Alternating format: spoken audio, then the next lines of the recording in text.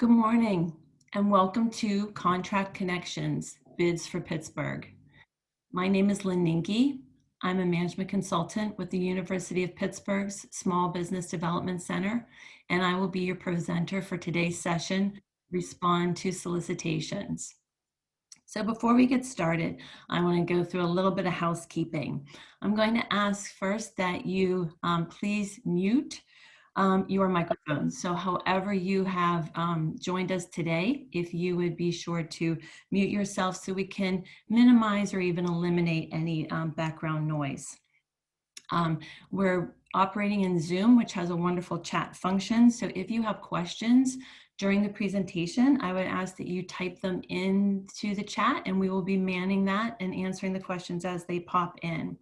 A little bit later in our presentation, we're going to take a pause and we're going to open things up for some live questions.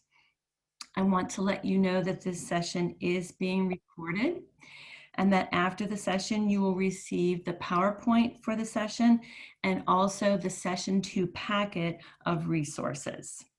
One additional item you will receive is a survey link for this session. I would ask that you please complete it. Your feedback on that survey helps us to improve in our presentation style and also in our offerings. So we're going to get started. First, I want to thank our friends from the City of Pittsburgh for partnering with us to develop this series to get you, a business owner, ready to bid on solicitations. I want to thank Jen Olzinger, Chuck Durham, Dan Tobin, and Riley Stewart. And I believe we have Jen on with us, and she's going to be helping answer questions in the chat as well. So before we dive into the Session 2 agenda, I want to take a step back and I want to make sure that as an attendee of Session 1, you did receive the Session 1 packet, and hopefully you've also had an opportunity to review all of the resources that were included. My colleague at the SBDC, Michael Houlihan, did a wonderful job covering the components that you as a business owner need to have in place so that once you've identified a solicitation that you are feeling confident that your business is ready to bid on and that you're capable of fulfilling, you know that you are really ready. And these resources from Session 1 will certainly help to get you there. So today's agenda. Item number 1 on our agenda is bidding on solicitations. And we're going to be talking about the request for proposal, also known as the RFP, and also the invitation for bid, known as an IFB, or also sometimes called the low bid contract. After we get through item number 1, that's actually when we're going to open up the session for some live questions. Once we're finished with that, we're going to dive into getting you, the business owner, ready on paper. So we're going to be talking about creating a strong cover letter, developing your resume, references that you're going to want to target for your packet. We're going to talk about something that I think is fun. It's going to let you use a bit of your creative side on your business, and that's developing a capability statement. And then finally, we're going to get you ready for Session 3. Session 3 is closing the deal, presenting your presence. So prepping yourself for interviews and being sure that you are able to present in detail all of your capabilities. So when you are looking at a solicitation, whether it is an RFP or an IFB, there's a lot of details, but they all start with the same thing, which is a general header. And showing you a picture of a header right now, you're going to see some important information you want to attend to. The start date and the end date for submitting your solicitation. You'll see a brief description, but sliding down to the bottom of that page, I want you to take note of the contact information. So there is a period within each solicitation where you are able to submit written questions. So as you are going through these solicitations, going through all of the details, questions may arise. So you're going to want to make sure that you understand who the contact person is and what their email address is so that you can submit your questions.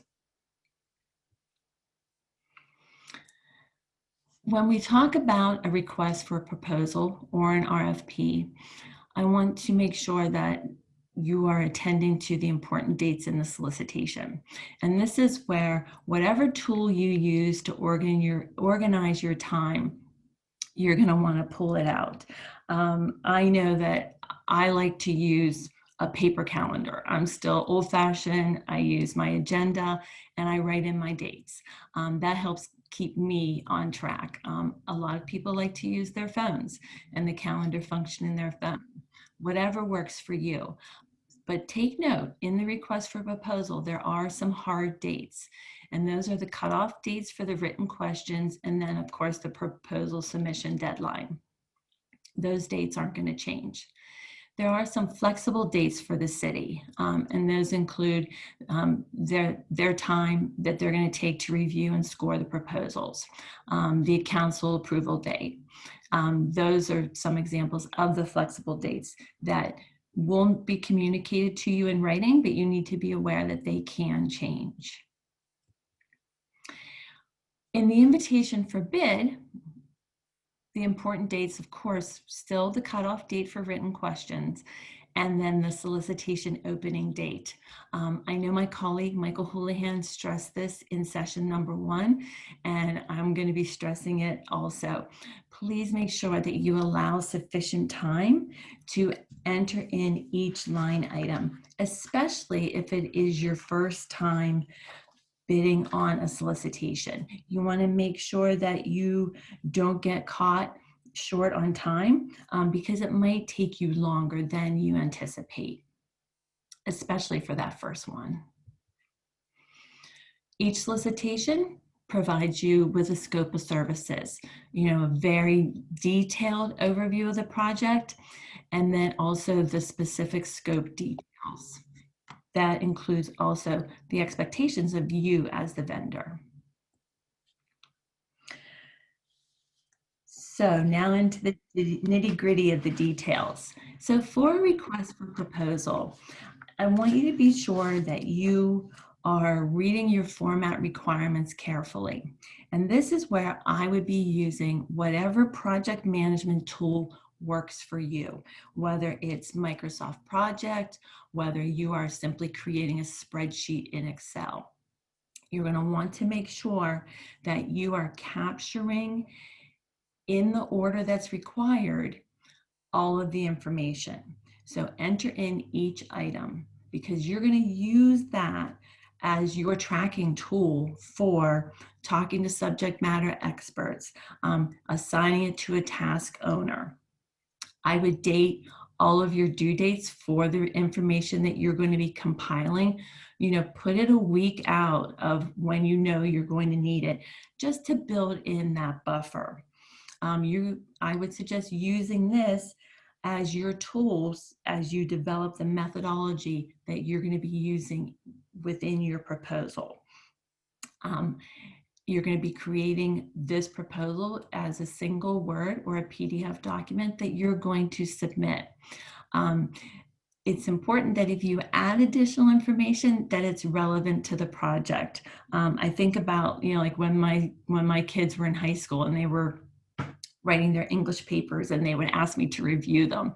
And I would always want to see their rubric because particularly one of my children liked to add a lot of extraneous information that really wasn't relevant just to get his word count up. So make sure if you're adding additional information that it is relevant to the project. And most importantly, you want to make sure that you're including all elements, which is why some sort of project management tool is so useful, because you don't want anything to get in the way of your proposal being accepted, and failure to include an element could result in a rejection. With an invitation for bid, this is a little bit different because This is a straight line item entering process. But it's important that you really understand, what you're bidding on, because there is no negotiating or the ability to redline items. Always know and keep in mind that contract prices are fixed. So throughout the term of the contract, there is no escalation of prices. Make sure within that project management tool you're using that you have each line item entered and then also add in that price. So whenever you're entering in your bid, you have all of that information right there, so you're not going to miss anything. You want to make sure that you avoid anything that's going to render your bid void. And that could be something like the bid is being signed by an unauthorized person. So again, a lot of details within both the proposals and the bids, and really important that you take the time to carefully comb through everything so that you're not going to miss anything when you're building your proposal. So now you completed your proposal and it's time to submit it. Hopefully, after session 1 or even prior to session 1, you registered yourself within Beacon, because all proposals are submitted electronically. So when you think about your request for proposal, you have created that Word or that PDF document, and that is going to be what you're submitting into Beacon by the submission deadline. And for the invitation for bid, you're going to be entering the line item prices one by one. So again, you see the value of using some sort of project management tool so that you're tracking all of that information and nothing gets skipped. It's important to remember, and sometimes I feel like I'm beating a dead horse about this, but late proposals are not accepted. Allow sufficient time to enter the information. The system locks down proposals at the deadline, and there's just no way to enter information. It would be a shame, after all of your hard work, to gather all the information for you to miss the deadline. So give yourself sufficient time. So I threw this in here. We're talking about the details. Make sure that you are reading the general terms and conditions. I know sometimes if I get an update for something, some software on my phone or something, and I have to click accept that I've read, the very, very long document, I just go ahead and click it. But no, for something like this, you're going to want to read the fine print. So congratulations, you have successfully entered your solicitation. You have successfully entered your bid. So what is next? When we talk about a request for proposals, those are evaluated using specific criteria, which is why it is so important, as I said before, that you're entering in the information, creating that document in the specified order. Once the proposal is accepted, fingers crossed, right? You're going to enter into contract negotiations with the city. Work commences once the contract's fully executed and you are on your way. For an invitation for bid, this is a little bit different because the contract is awarded to the lowest responsible bidder. So keep in mind that submitted bids are automatically sealed. That is a process within Beacon, it happens. But you might be asking yourself, well, what would make a bidder non-responsible? And typically that would be somebody that has exhibited prior poor performance with the city. So again, talking about the details and the fine print. For an IFB, the contract consists of the terms and conditions in the solicitation, all the specifications, that was hard, and the general condition and instructions to the bidder. So make sure you're reading all of that very, very carefully so that you understand what you're bidding on. All right. Session 1's packet was full of very valuable information. And what we've put together for you for session 2 I hope you will find as a valuable a resource for you in preparing yourself to bid on these contracts. So we've included a City of Pittsburgh submission guide, which expands on a lot of the information that I've covered today. So you're going to want to check that out, read it carefully. We provided a sample standard city contract and a sample request for proposal. So you'll remember in session 1, a sample IFB was provided. So now you've got the other side of it. You've got a sample request for proposal. And then items 4, 5, 6, and 7 is what we're going to be covering after we take our short pause. And that's all the items to get you ready to present yourself on paper.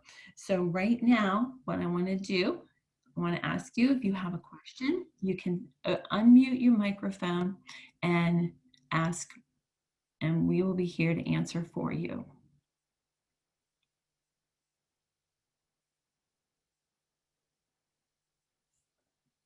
I see we have questions coming in on the chat. Do we have any live questions?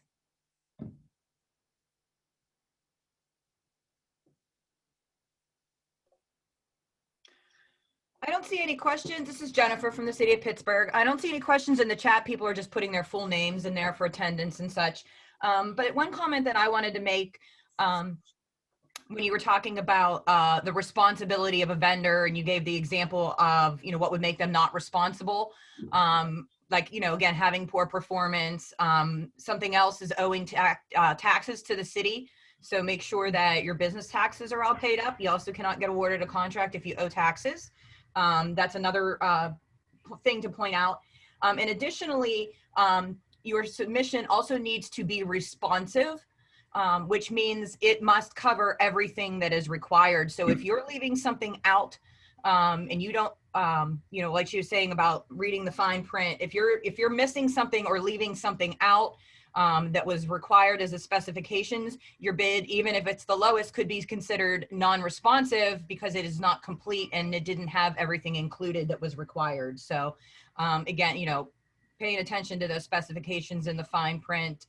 We had a major contract go out, awarded to the low bidder, and then they came back and they had made a mistake and couldn't commit, and had to back out at the last minute. They had hired people and then had to let people go to take this on. So, it was kind of a big deal that they made that mistake in their calculations and realized that they couldn't afford to do the work for the price that they had claimed. So, that's not something that you guys would want to happen. Thank you, Jen. That is very good information, and I'll be sure to include it as we move forward. Does anyone? So, in regards to doing contract work, are you able to view like the site or what needs to be done beforehand before you put the bid in, or is that something that you just go off the cuff and you just? No, many times if it's say it's a cleaning of a facility, right? We do pre-bid meetings and we walk all the interested vendors through the facilities so they can see what they're looking at. If it's a construction thing, we go out to the site, we show them exactly what we're talking about, right? So yes, there are many opportunities. Now, if it's just a simple commodity bid, if it's a bunch of medical supplies, there would be no need for something like that. But when it's applicable, yes, we do hold those meetings. And so, yes. Okay, are those meetings group meetings or individual? They are group meetings so that everybody is all given the same information all at the same time. Okay.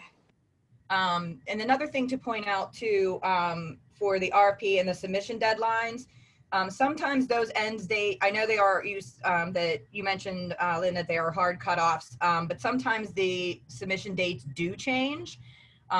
Maybe we got way more questions than we realized on an RFP and we need more time to respond, or some of the questions that came back may have shown us that our specification was a little incomplete. So we need to maybe revise some of our language and provide more information. So we would extend and change those deadlines to that. So if it is an RFP, or or that, pay attention, you will get an addendum notice that will tell you that those dates have changed. Thank you, Jen. That's very good information too. Jen, can you talk a little bit about developing the project plan and approach? Working through developing the methodology. Sure. So I'm trying to think of like an example. So I guess this is more for an RFP, and if you're, like a consulting firm and you're trying to solve a problem that the city has, right? One of the things right now, that has become very important to the city in COVID is to make sure that we are getting all of the tax dollars that we are owed from businesses and things like that. Obviously, businesses have been closed. Tax revenue is really down, and that severely affects, the city's ability to provide services and even, fill potholes if we have to come up with, close to $100 million in deficit, right? So one of the things that we're focusing on is making sure everybody's paying their taxes. So one of the services that we had looked for in the past was for somebody to come and help us find these businesses that may not be compliant. So that would be, what's your project approach and your plan? How would you go about solving that problem, kind of step by step? What's the first thing you would do? What's the second thing you would do? And what the timeline of which you would, plan on doing that. So you would want to be very specific as to how you would go about that issue, so that the city would have confidence that, the respondent knew what they were doing, had a good plan, and they would feel confident in hiring you to do that work. Does that make sense? Yes, that makes a lot of sense. And, that applies to, when they're developing their cost proposal, they've got to make sure that it is in great detail and breaking that down and providing even a schedule if they need to. Right. And then that's where, again, your good references and everything come into play, and your resume, because, we want to show history and proof that you can do this stuff too, not just having you tell us you can. Right. Yeah, absolutely. Do we have any other questions for Jen? This is your opportunity. You've got your expert from the city on with us, so take advantage of it.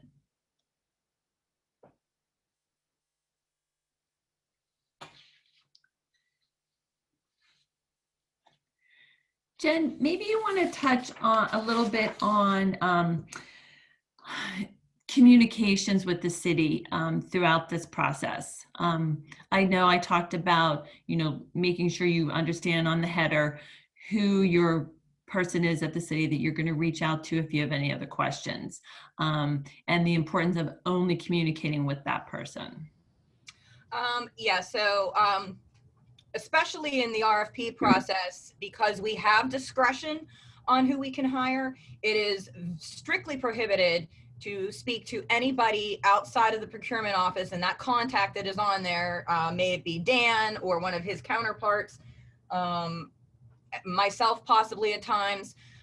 Those communications should only should not be reaching out to anybody else in the city, in any of the departments, anybody that for any kind of different information that is perceived as very negatively. It's called a blackout period, I guess. But so basically it looks bad on you if you're contacting other people in the city that you may know, because it gives the perception that you are trying to influence their decision towards choosing you. Whether you are or not, you're better off, just don't do it. Your bid can actually be thrown out for doing that.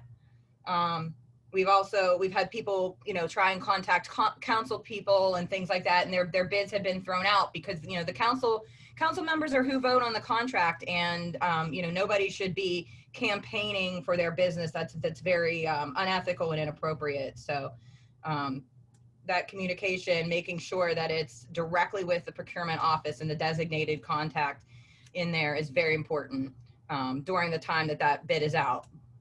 And as for the RFP, you know, once the bid is closed, until basically the contract is awarded and approved by City Council, there should be no communications with anybody outside the procurement office. And on that topic, if you're working with the city in another department on another project, that is of course fine, but you should not be talking about the open bid with anyone. Thank you, Jen. When we know with the low bid contracts that, you know, the price is the price, and it's going to be awarded to the lowest bidder. But can you talk about with the RFPs, Jen, that, you know, cost is not always the most important factor. Is that correct? That is correct. You know, in the RFP, well, you know, cost is always a factor, right? But it's often not the most important factor. It could be, you know, what your solution is. And if you have, you know, the best solution, we're, you know, willing to pay a little bit more for a solution that better fits our needs, you know? You always want to come in with your best possible price, but the solution itself and, you know, your approach, your history, your references, all of that comes into play. And each RFP clearly states what those criteria are up front. So you know what you're going to be judged on and what the weight of those things are. You know, cost is going to be maybe considered 25% important, but your project approach is, you know, 50%, and other items are a lesser percentage in that scoring. And when we're looking at, so we always, you know, clearly state in every RFP what those criteria are for that specific solicitation. And those change from time to time, depending on what we're looking for and what is important in that situation. Sometimes it's how quickly you can do something, right? It could be a bunch of different things. So. All You want right. to pay attention I to what had the criteria are, so you know where you need to concentrate your work. I had a question in regards to subcontracting. So if you're a company and you do a lot of subcontracting for the contracts you're trying to get, can you give a little bit of advice on in regards to that? So are you a subcontractor of a prime, or would you be subcontracting other people to assist you as the prime? As the prime, I would be subcontracting people to help me. Sure. As the prime. Yeah, so you, as the prime, you're going to want to list who you would be subcontracting. Well, later we'll talk about the EORC process and everything. If it is a professional service over $50,000, your subcontractors are highly encouraged, and you want to make every good faith effort to have that be a small, disadvantaged, minority, woman-owned, veteran-owned business. And well, again, that's in the information for later in this session, but you're required to make sure that your subcontractors have all of the same insurance and different things that you have. So just, you're going to want to pay attention to that. So if if you're hiring somebody, you got to make sure it's the prime's responsibility to make sure that they're insured and up to things in the terms and conditions. So the same insurance that you would need to give the city, you need to make sure your subcontractor has as well. And just clearly state who they are, what their references are as well, so we know, who your team is. And it doesn't necessarily matter to us if they're an employee of yours, a subcontractor. We just care about the best solution for the city and, how that works. But yeah, there's a subcontracting, especially to small businesses and minority businesses, is very much actually encouraged. And again, any project over $50,000 is required to show a good faith effort, to show that you at least tried to subcontract a certain percent of the work out to some of these smaller disadvantaged businesses.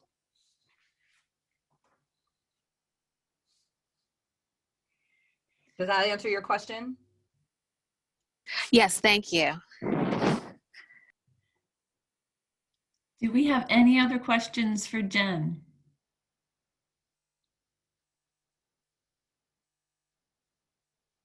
Okay, Jen, before we move on, is there anything that you feel is important to add to the first part of our presentation today? Not that I can think of. gave a little more color around some of the things to add some things. So Yeah. yeah. Oh, and Chuck just put a note in here too.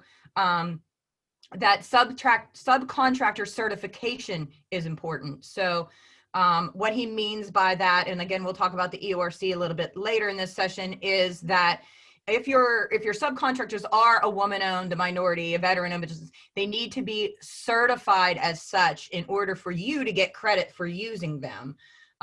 So you want to make sure that the businesses are actually certified as those entities. And again, we'll talk a little bit about that later and what that all means, but that's important in your subcontractors as well. Thanks for that reminder, Chuck. Okay, awesome.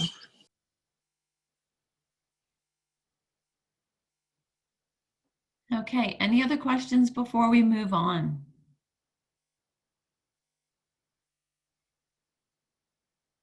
Okay, so if you have unmuted your microphone in anticipation of asking a question, I would ask that you now mute your microphone. Thank you.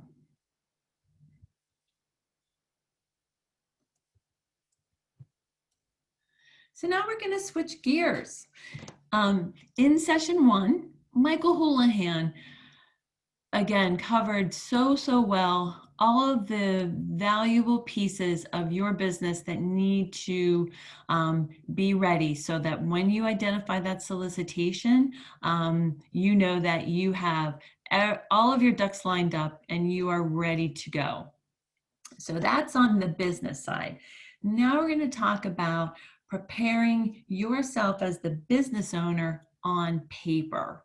And we're going to start with the old-fashioned good stuff, the cover letter and the resume.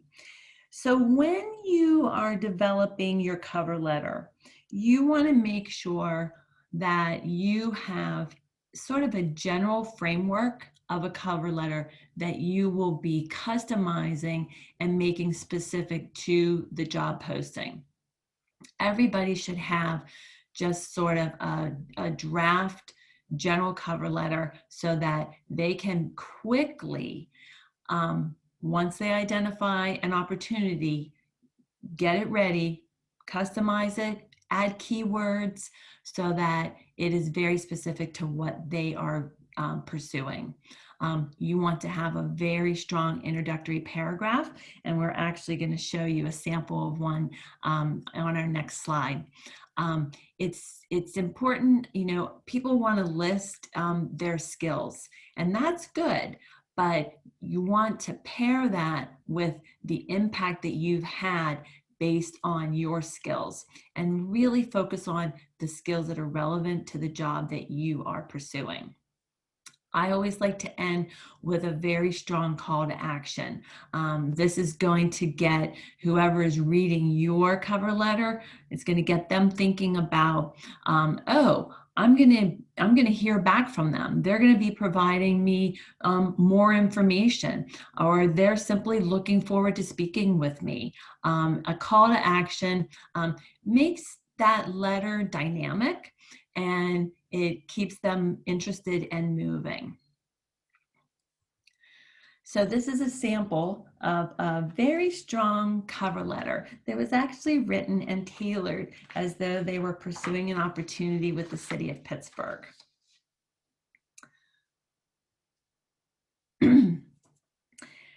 Now, building your resume. Like the cover letter, your resume should be viewed as what I like to call a living document. It is something, again, that you're just not going to have one resume. You're going to have a resume that you can update and massage so that it is really relevant to the opportunity that you are pursuing.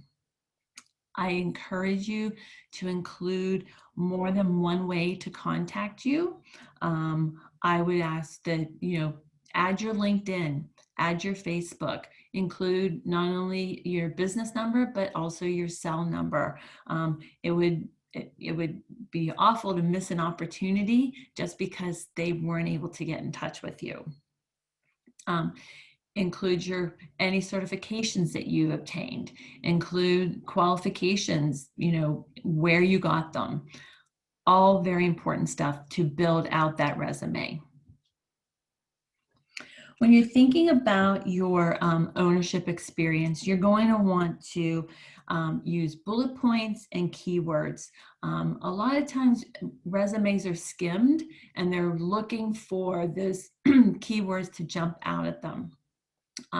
Make sure that all of the information about projects and work that you've done really shows a clear path of career progression.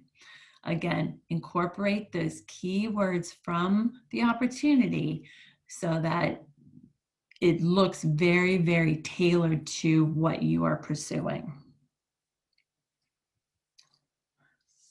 Now let's talk a little bit about agenda item number 4, our business references. It is imperative, and it is also a courtesy, that you contact the business reference that you are planning to use for the opportunity that you're pursuing.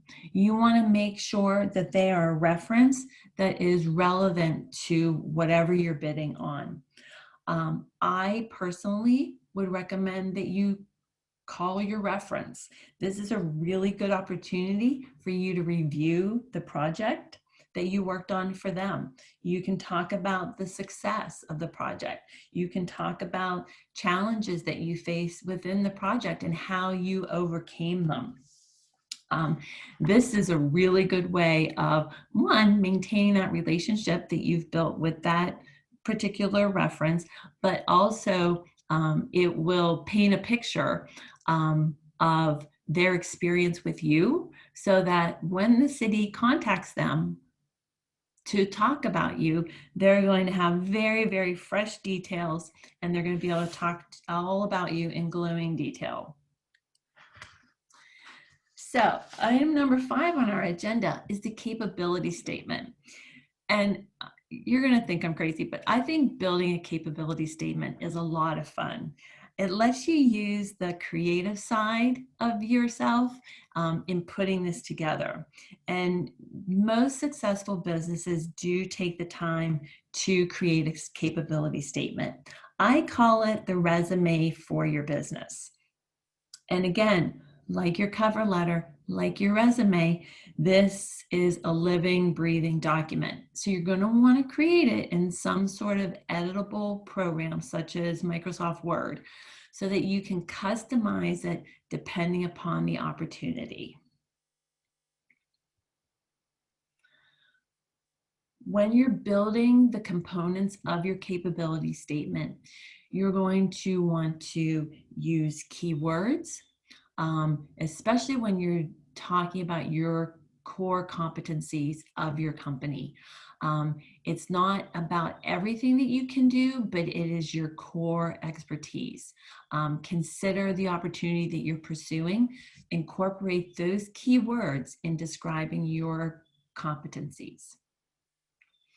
When you are considering the past performance and the customers that you're going to list on your capability statement, those should be related to the targeted opportunity. So keep that list, separate them out into, the different areas of expertise and use them as they relate to the project. One thing that companies often don't think about long enough or strong or hard enough is their key differentiator. What makes them different from their competitors?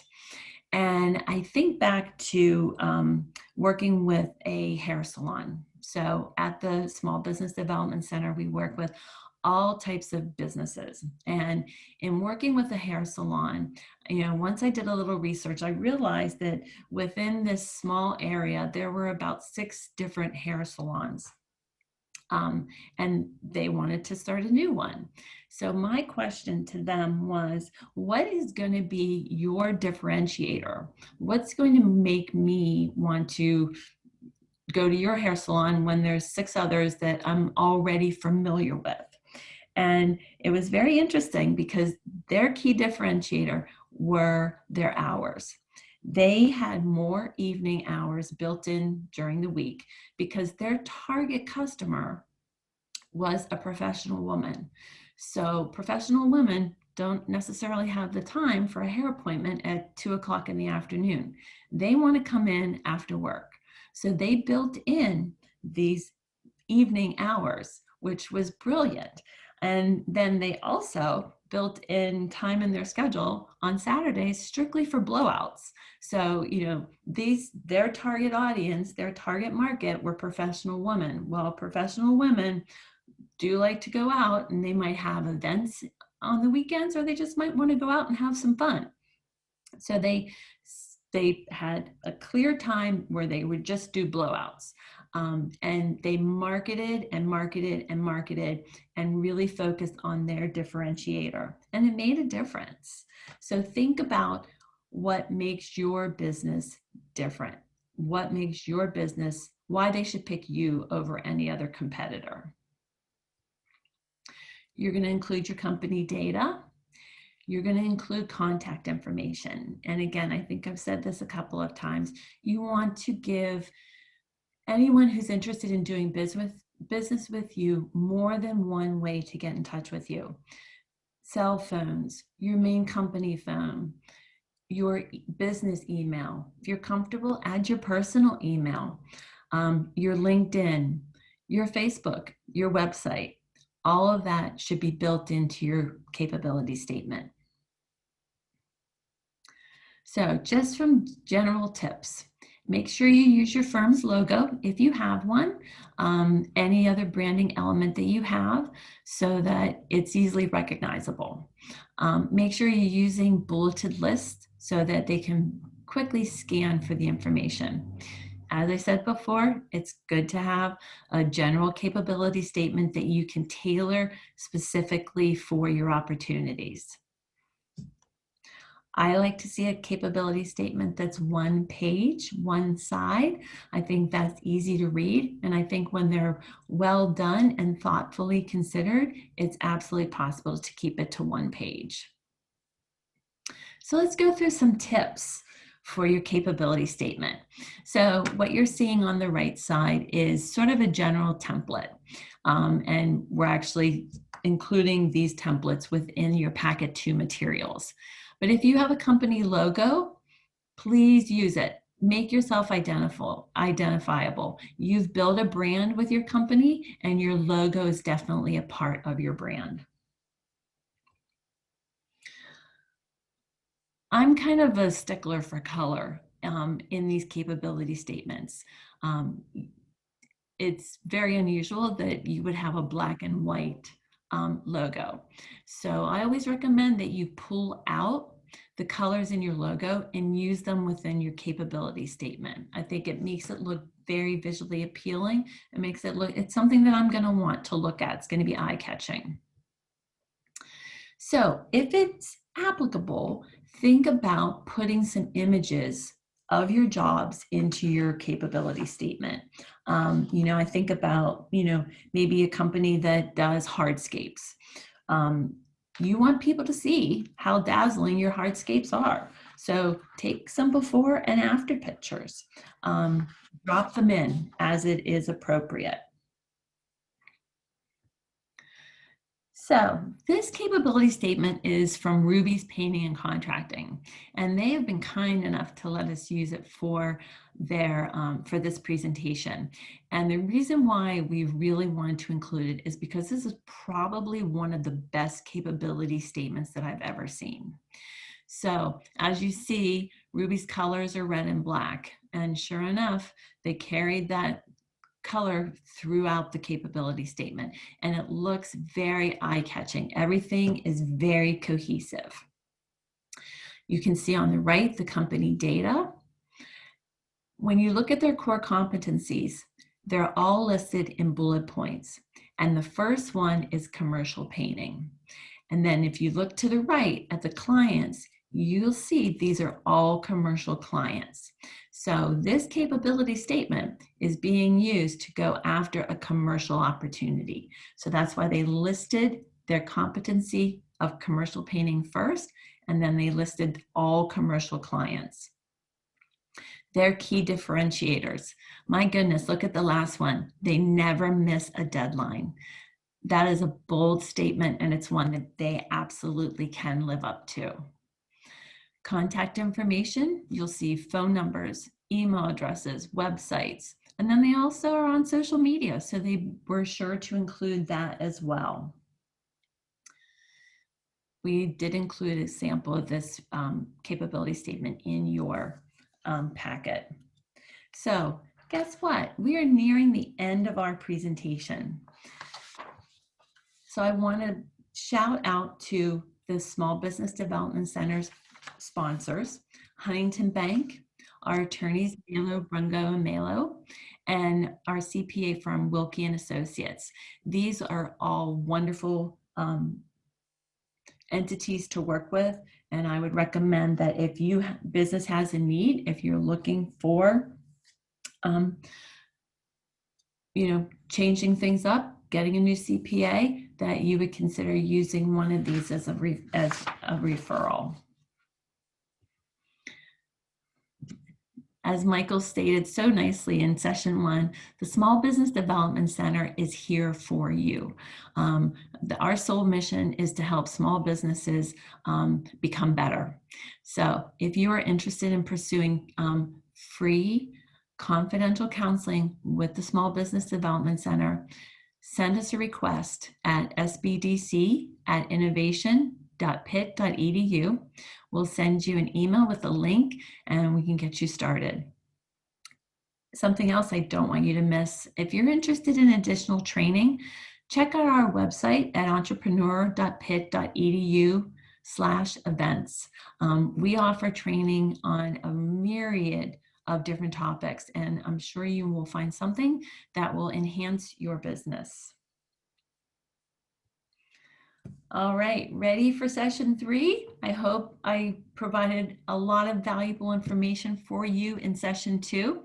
My colleague at the SBDC, Linwood Mitchell, is going to be hosting session 3, Closing the Deal, Presenting Your Presence. This presentation is chock full of good information, getting you ready, prepping you for interviews, and making sure that you can present all of your capabilities. I want to open things up for some questions before we end today's session. Being respectful of your time, I still want to give you an opportunity to ask questions.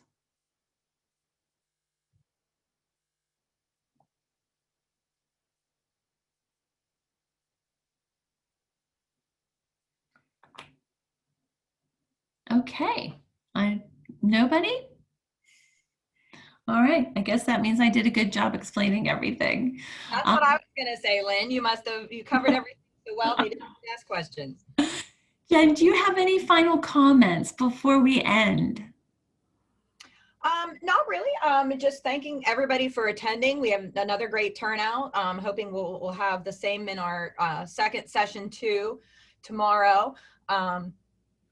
And hopefully that everybody found this informative and helpful. And please reach out to the SBDC for all of the free great resources to help you develop all of these capability statements and things like that. I know a lot of times as small business owners, you're really good at whatever product or service, like if you're a painting company, you're really good at the painting, but you may not be so good at selling yourself and putting those things together. And having that free one-on-one assistance is just invaluable. So thank you, Jen. I agree.